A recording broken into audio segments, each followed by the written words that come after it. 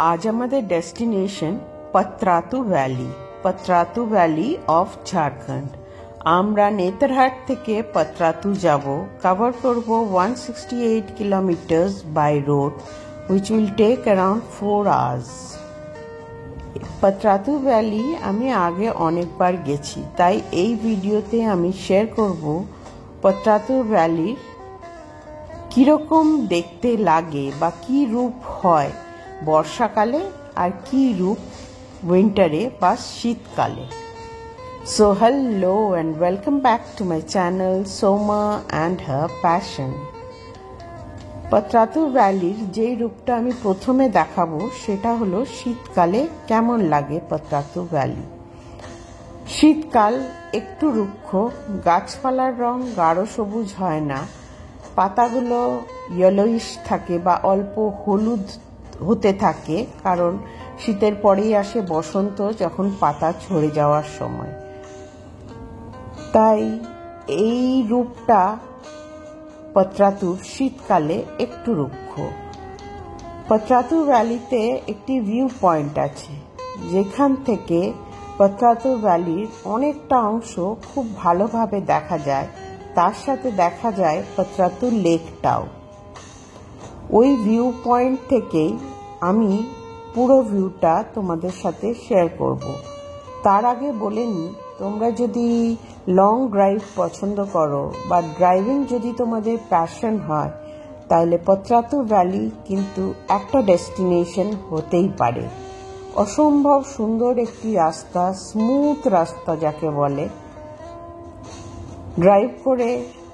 Drive করার মজাটাই ওখানে আলাদা।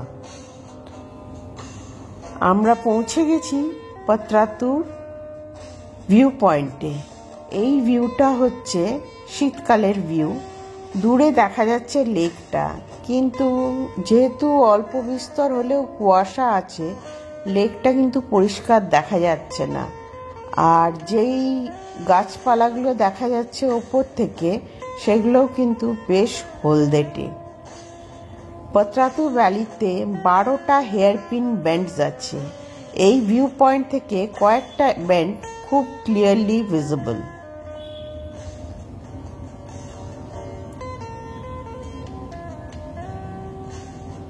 এইরকম বেন্ডসগুলোকে হেয়ারপিন বেন্ডস বলা হয়।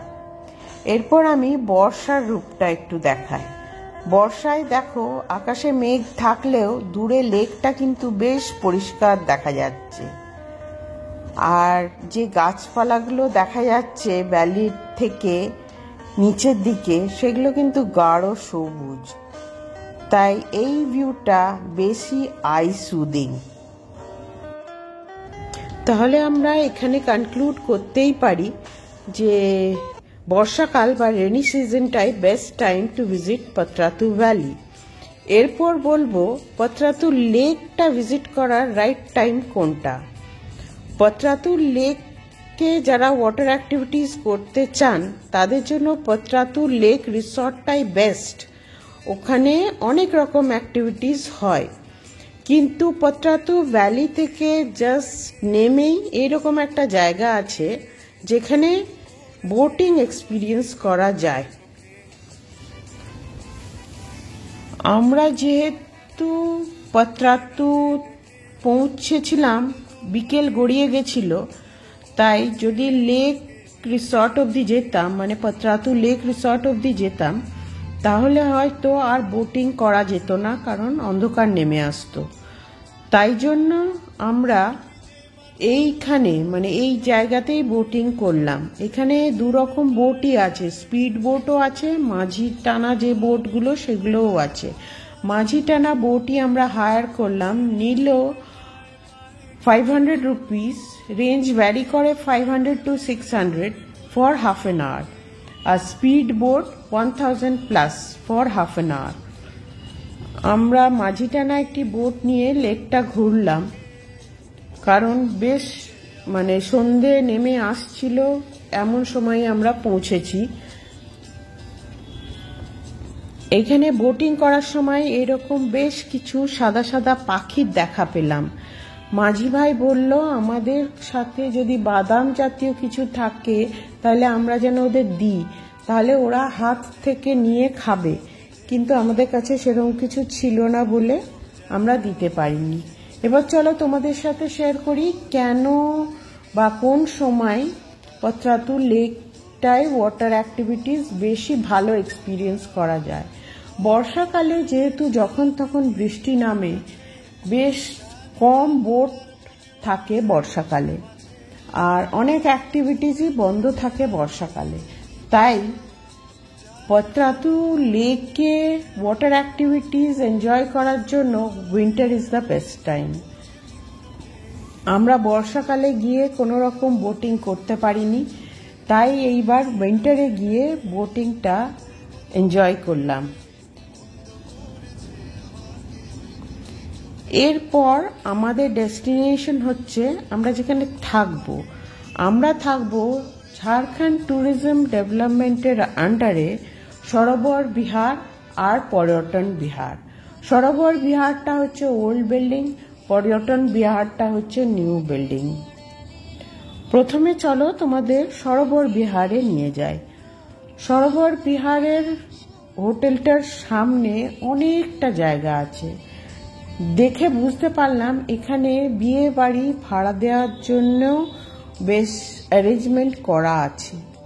কিছু প্যান্ডেলস খোলা হচ্ছে, কিছু প্যান্ডেলস নতুন করে তৈরি হচ্ছে। এটা হচ্ছে রিসেপশনের বাইরেটা, একটা ছোট্ট রিসেপশন, বাট খুব সুন্দর, পরিষ্কার পরিচ্ছন্ন, খুব ছোট্ট একটা রিসেপশন।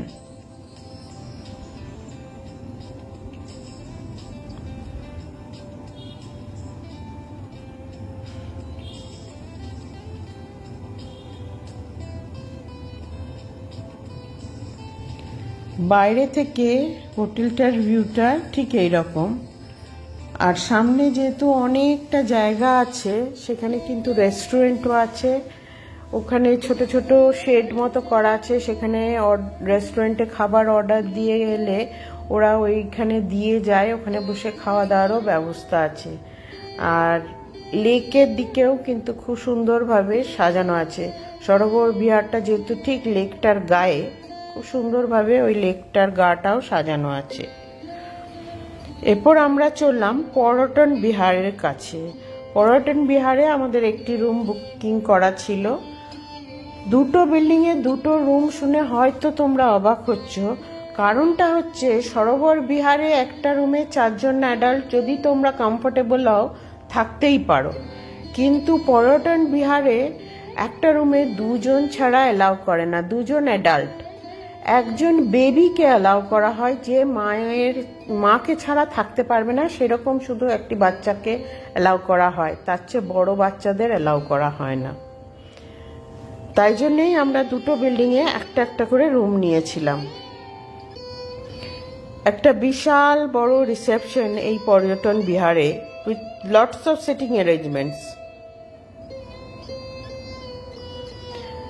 এখানে মানে দেওয়ালে একটা ঝাড়খণ্ডের ম্যাপ আছে, ম্যাপের সাথে কিছু ঝাড়খণ্ডের টুরিস্ট স্পটের ছবি রাখা আছে, যেটা বেশ সুন্দরভাবে ডেকোরেশন করা হয়েছে। রিসেপশন থেকে বাইরের ভিউটা এরকম, অনেকটা জায়গা, তবে সরোবর বিহারের মতো অত ডেকোরেটেড নয়। রুমটার ভিউ একটা ছোট্ট করে দিয়ে দিই। রুমটার রাইট সাইডে, রুমটায় ঢুকে ঠিক রাইট সাইডে একটি ওয়ার্ড্রপ, সেই ওয়ার্ড্রপে কিন্তু একটি সেফটি লকারও আছে। আর ওয়াশরুমটা খুবই neat and clean, well maintained.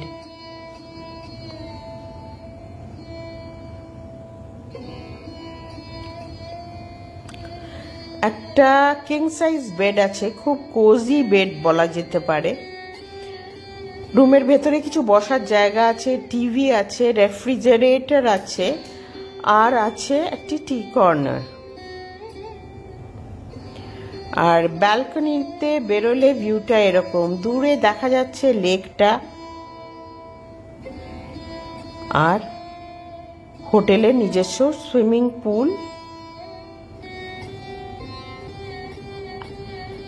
এরপর লবিতে কিন্তু বেশ অনেক সিটিং এরিয়া আছে, আর লবিটা সৌন্দর্য আরো বাড়িয়ে তুলেছে কিছু এরকম পিকচার্স আর পেন্টিংস।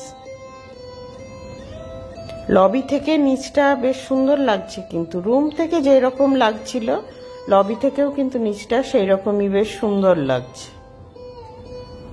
একটা ছাদ আছে বা ওপেন এরিয়া আছে, বেশ বড় সড়ো। বাইরে থেকে সরোবর বিহারের বিল্ডিংটাও দেখা যাচ্ছে। লিফট তো আছে, আর স্টেয়ারকেস তো মাস্ট। এরপর চলো গ্রাউন্ড ফ্লোরে ডাইনিং হল আছে, সেটার একটা ছোট্ট করে ভিউ দিয়ে নি। গ্রাউন্ড ফ্লোরে সোজা বেরিয়ে গেলে তো সুইমিং পুলটা পাবে, আর লেফট সাইডে পাওয়া যাচ্ছে এরকম একটি ডাইনিং হল।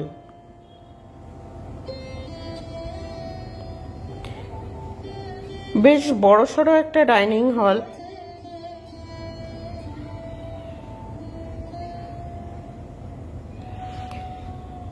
এই ডাইনিং হলে কিন্তু বুফে ব্রেকফাস্ট বা লাঞ্চ বা ডিনারও সার্ভ করা হয়, তবে it depends on the number of guest.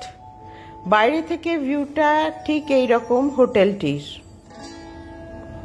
এরপর কিন্তু আমাদের ফেরার পালা, তবে আমরা ডাইরেক্ট বাড়ি ফিরবো না, রাস্তায় কিছু স্পটস দেখে বাড়ি ফিরবো।